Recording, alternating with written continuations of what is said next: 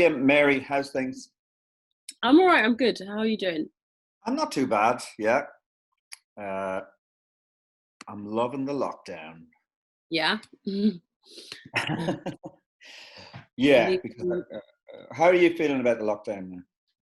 I'm just so bored of it now. Like, we've had the drama, we've had the like confusion and stuff, and like now I just want to be in a different place. I just want to have a change of scene. Ah, yeah, Um, yeah. I but know. I probably last 2 weeks I was got to shoot some stuff for a web series, so that really gave me a boost. I got out of that yeah, and got to do some things. So where are you? Are you in London? yeah. No, I'm at home in North London. I live with my family, Yeah. so lockdown's been all right, like, because we like there's enough of us to keep things interesting, and we all like are like lucky enough to have our own space, so that's been okay. Have you been doing any writing Yeah, yeah. yeah, I've tried to do some writing just because I haven't been able to perform right now. So yeah, me and my friend finished, just sort of redrafted this pilot that we were writing, and I've done some other stuff. So yeah, no, it's been all right. It's been not as fruitful as I'd like, creatively, but I don't know. It took me a while to like get over the pandemic writer's block. Yeah, it's really weird actually. For me, I had a short burst of creativity at the beginning and I was thinking this is great. And Yeah, yeah, yeah. then I hit a kind of a wall and went, oh shit, it was kind of doldrums for a while. And then luckily this other web series came along and I got to do something again. But it's kind of up and down. It's Mhm. really kind of weird. So you grew up in London, yeah? Yes. Yeah, And yeah. where you've got a very Irish name, Mary Yeah, OConnell. no. It's just from my dad's side. Like, they had, I'm pretty sure his family moved, like, came to England, like, literally, like, in 1900 or something like that. They just had a long line of sons. So we're not really super Irish, like a bit, but like, not really. Yeah, it's the most Irish name. I know, I It's know. like being called Paddy Murphy. It's silly. Yeah.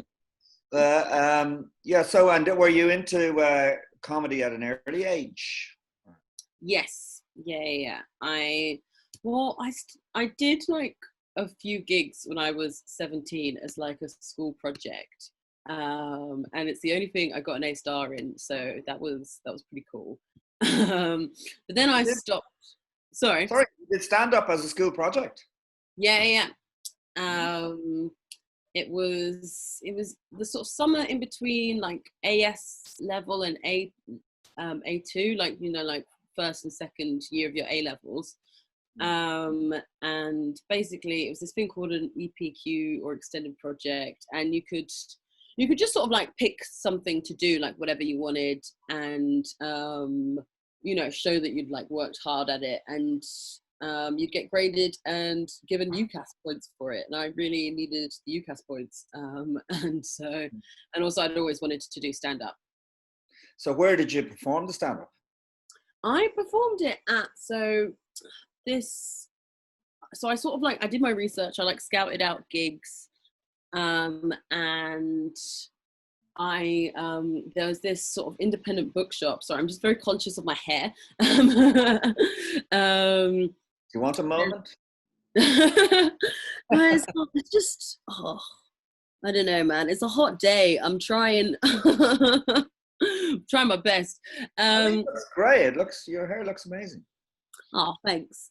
Um, so there was this independent bookshop, not too far away from me, and they did like events, and so I'd been to see a comedy night at that place one time, and I sort of knew the owners, like, so I was like friendly with them, and they had like an open spot, so it was sort of like a paid gig for like, I wouldn't say like semi-pro people, but just like people like on their way up.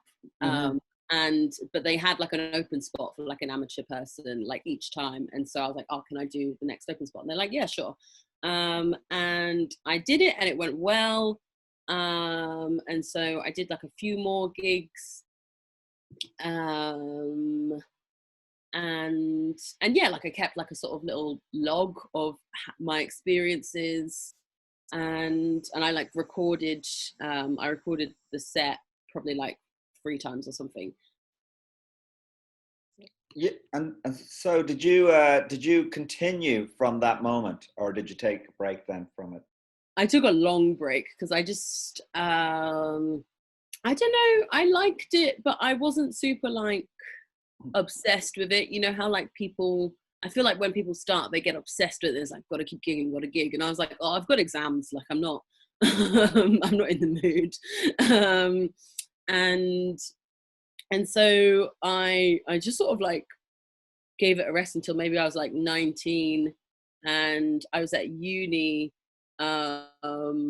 maybe like the end of my first year, and I joined the like comedy society at uni, and yeah, like I went to a few of because they're quite good. I went to York, and so they have quite an active comedy society, and they take shows up to Edinburgh. They have like an improv group and stuff, and they did like stand-up workshops, sketch writing and improv.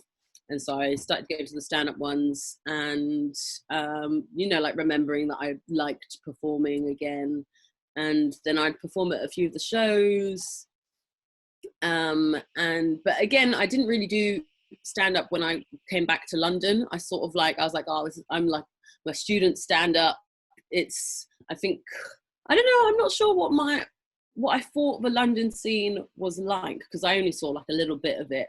But you know that student audiences are way friendlier. Like it's just a given. And so I was like, oh, I'm not ready for the big boys yet. And do you think it was a good idea? I think it's probably a good idea maybe to start outside of London. Do you think might be?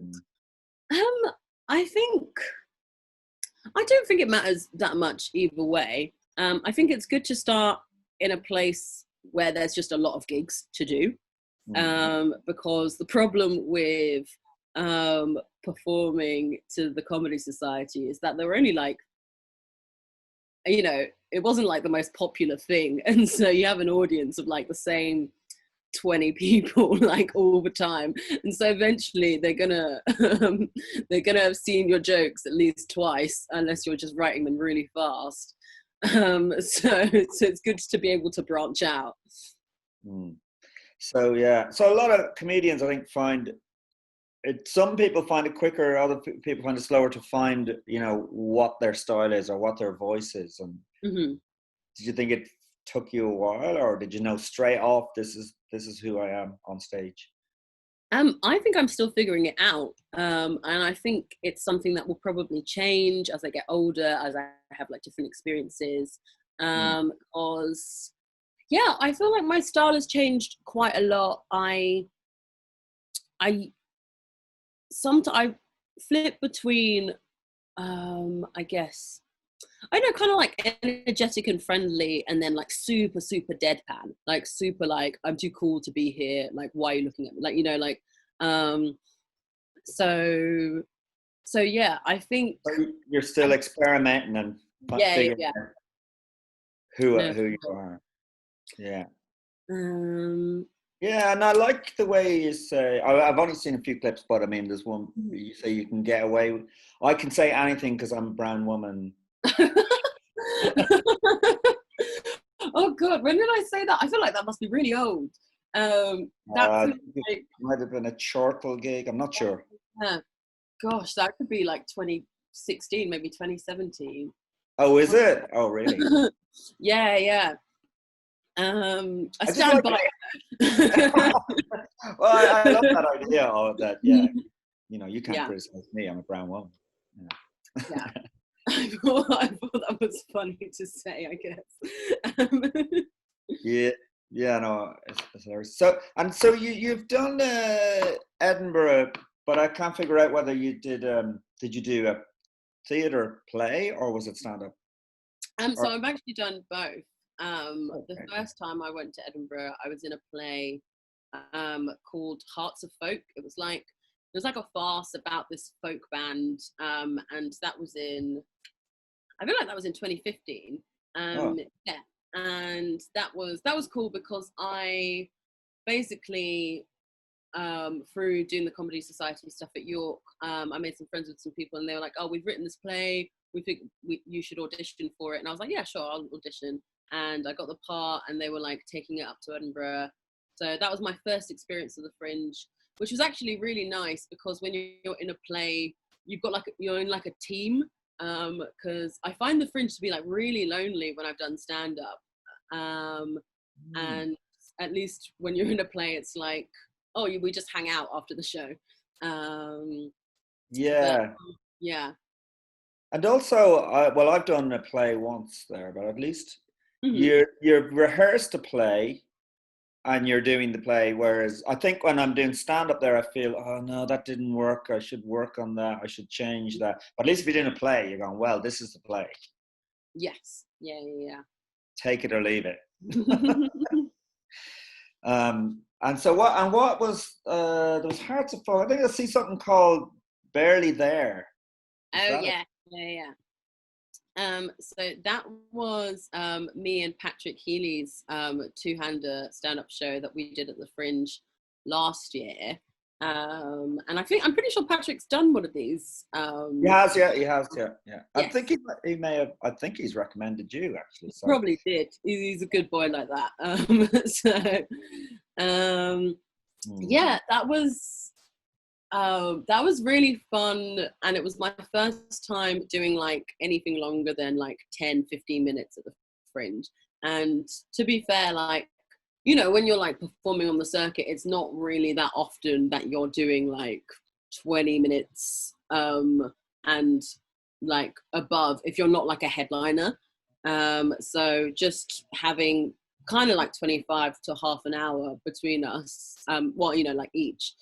Um, it was like a big step, and so I was like worried about it at first because firstly, I'm not that good at memorizing all my material. I have like notes because I need to write a little bit more structurally. Everything's a bit random, and so I'm like, well, this doesn't connect to this, and it's never going to, but that's the order I'm saying them in. But I think for the future I need to write a little bit more with structure in mind. all um, right. Do you have a set that you definitely know you're going to do, or do you meander off a bit, let yourself um, nip or something? I guess I think I had like the foundations of the set, and that's the one that I usually did. But then there'd be like funny stuff that would happen at the Fringe. Like there was a point, so me and Patrick, like, we're not the best flyers in the world. um, and we flyed our own show. We're pretty poor, like we're not going to pay flyers. So we just we flyed it ourselves, and we'd always sort of give up like half an hour before the show, and it's like, oh, what happens. And there was a point where we were both like lying on the floor in the sort of like on the fields. I can't remember what they call it. It's like the sort of field park thing. Meadows? Yes, the meadows, that's it. Yeah, of course, the meadows. um and we were lying on the floor on the path there, and I was just sort of like waving a flyer around in my hand, and then Stuart Lee walked by, and he like leaned in, like looked at my flyer, and then like walked away, and I just thought I thought that was quite funny, and so like I said it in the show, and just like other stuff like that happened. So you incorporate like your experiences, but for the most part it was like the same set. Right. Yeah, it's such a long journey in a way that the Fringe. It's like it's full of ups and downs, and Yeah. oh man, it's tough. Where did you do your play? What venue were you in? Well, I did. I was in a theater version of the Shawshank Redemption, and Oh wow. yeah, I think that was 7 years ago now. But it was up on Georgia Street. It's quite a big venue, Hmm. and it was so. I was actually getting a wage, Yeah. So to a certain extent, I'm going like, I don't care what happens on you. I'm getting paid. As it happens, we were getting good crowds and we got good reviews. Yeah. But that was great. I brought my kids. I think my daughter was about 12, and she came for the whole run. And we went to see a show every day, and it really blew her mind. Like, it just opened her mind up to the fact that people actually take the arts seriously. Yeah. Well, like, you're going to see more shows than you'll see in the entire year. In like 3 years, you're going to see more shows than you would ever see. And I mean, obviously, it's a shame that it's not happening this year, obviously for good reason. Like, but yeah, I mean, I've done, how many Edinburghs have I done? I feel like I've done like 4. I did play 2 stand-up compilations, 2 hand. Yeah, I've done 4, but like 3 and a bit, because the one time I just went up for the week. And I do love the Fringe, but like, it's, I don't know, it's gonna implode on itself if they don't make it a bit more accessible. And you know, you shouldn't have to like have a trust fund in order to put on a show and stuff like that. It's because I've always done like free Fringe. I'm a big supporter of free Fringe, but the free Fringe venues are like, there's just less and less of them now, which is a real shame. Yeah, I agree with you. It shouldn't break the bank to do Edinburgh, and it's going to implode. And especially with the fact that social media, people can break big on social media without going near Edinburgh Fringe. So. Yeah. That's the other thing. Like, you don't necessarily need it.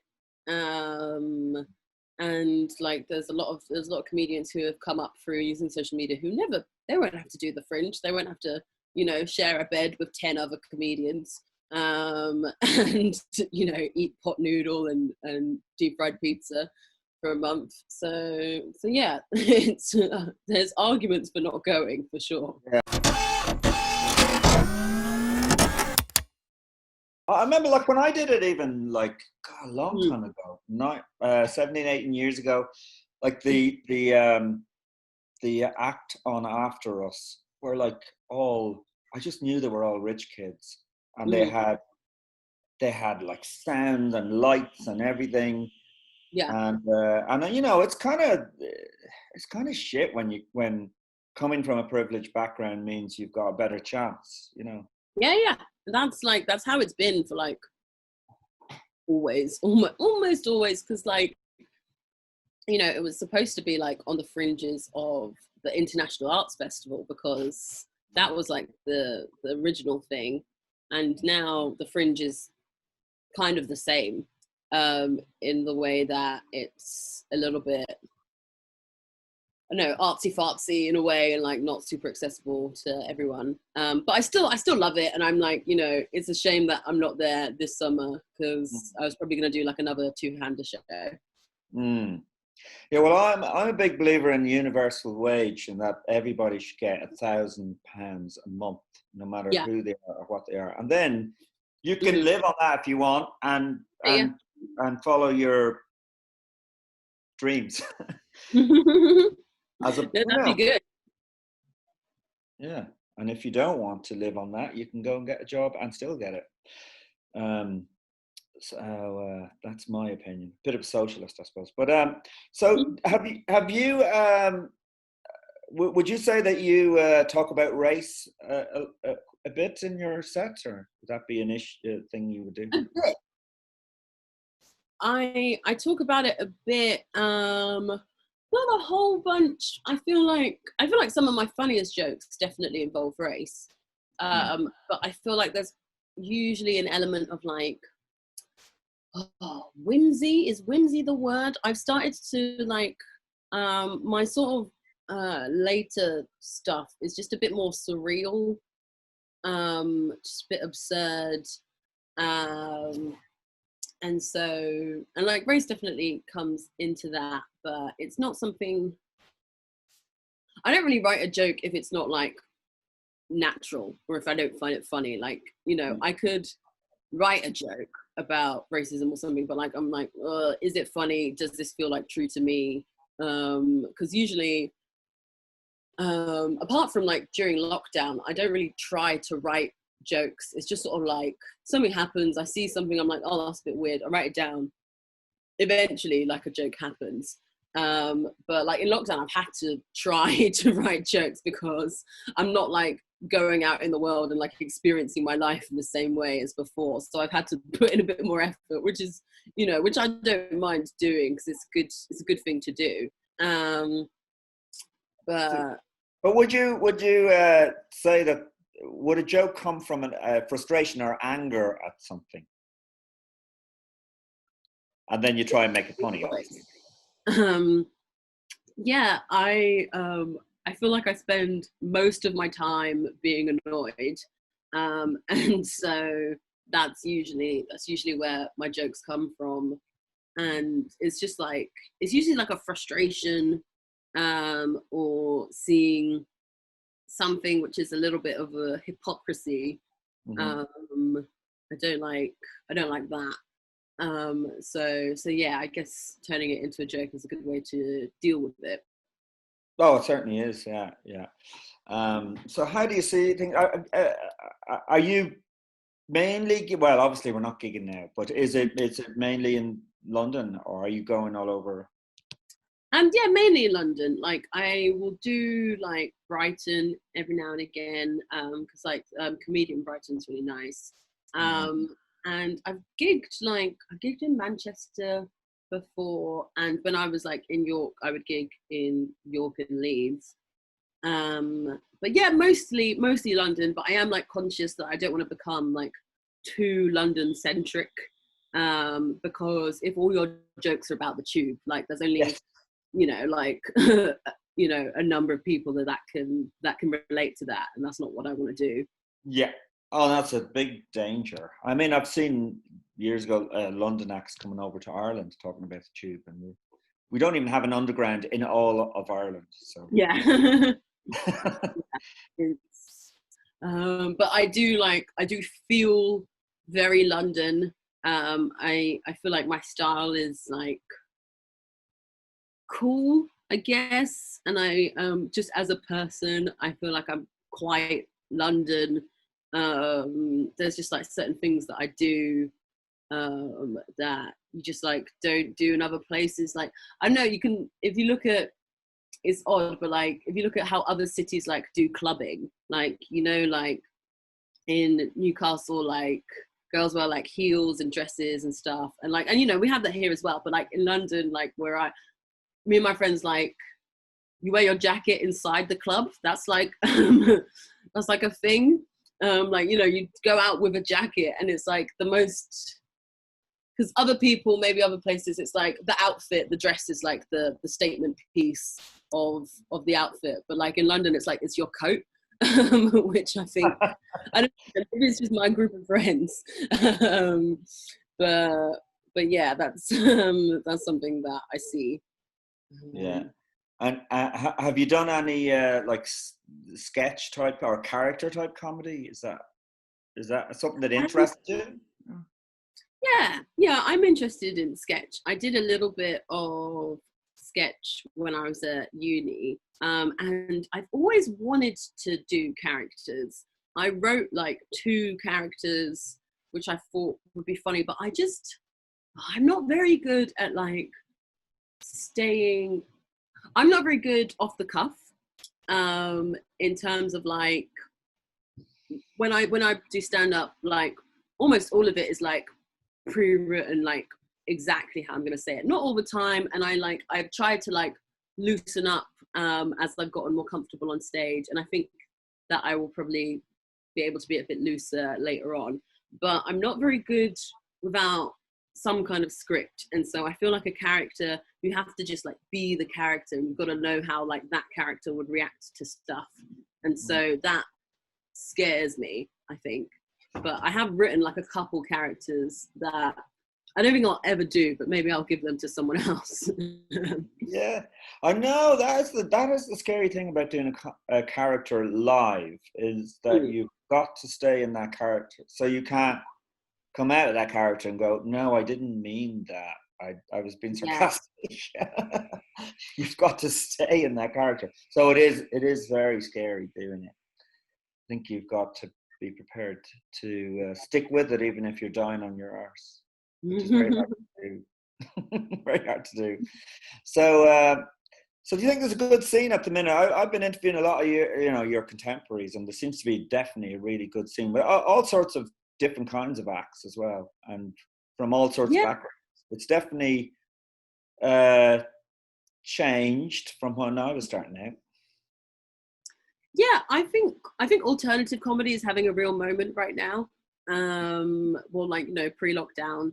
There's, I think, a lot more people are running their own nights. Like, I really like doing sort of alternative nights, like the LOL Word, which is it's like a queer night for, where the lineup is like queer and non-binary people, like and Fuck It Up, which is the Femmes of Colour comedy club, Wacky Racists, which is another sort of more alternative comedy night. Like, I think those are really, like, it brings a new type of audience into comedy. Audiences like, like slightly woker, slightly younger, and they're not Larry like the clubs are, because I mean, I don't mind a comedy club, and I don't mind like an audience that is like a bit excitable, but if that's like every Saturday night, like, people too drunk to perform to, it's not like, I mean, it depends on the club and it depends on the act, I guess, but if you want to do stuff that's a little bit more experimental, and that takes a little bit more time and attention, then yeah, like, you definitely want to do like a slightly more alternative comedy night. Absolutely, it sounds brilliant because you cannot develop as an act if you're just doing the clubs with the drunken audience. And it went that way completely, and I don't think it started that way whenever alternative comedy started. Seems like a long time ago now, but it definitely wasn't like that. And then it became this kind of bear pit type thing where you had to survive rather than develop your act. So with Gong Shows, it's just sort of like, I don't know, the extreme base instincts of humanity. That's what I think a Gong Show is, just like wanting to see someone fail as entertainment. It's not like it's not something I'm a big fan of. No, it's bullshit. It's bullshit. I was talking to Erin Tett about this. She said she said she did a Gong Show, and she was booed off before she got to the mic stand because they didn't like the look of her. That's ridiculous. Like, it's so upset. And I know Erin. I think she's a great performer. But I know that, like, her style of comedy is just like not the type to necessarily be appreciated at Gong Show. And I don't mean like that offensively. I just feel like no, I know what you mean. I love her stuff. It's amazing, but it requires the audience to invest in it, Mm-hmm. Yeah, absolutely. But no, it's really good to see that scene is burgeoning. It's shit that the old pandemic is. Yeah. So, as you know, you've been recommended by I don't know who it was. I think it was Patrick Healy, but I'm not sure. And so on the Need2Know Comedy Show, I always ask every guest if they would recommend somebody that I haven't heard of or probably haven't heard of, and that you reckon is amazing. So, who is your recommendation, Mary? So, my recommendation would be Isa Bonachera. She's an amazing comedian and like just space queen. She talks a lot about space in her stuff, and I absolutely love her. She's a good friend of mine. Oh my gosh, it's so sad. So basically, I had started up a comedy night like right before lockdown. Like the first show was on, I know, something like the 4th of March, something like that. Like, so like really like just like right before.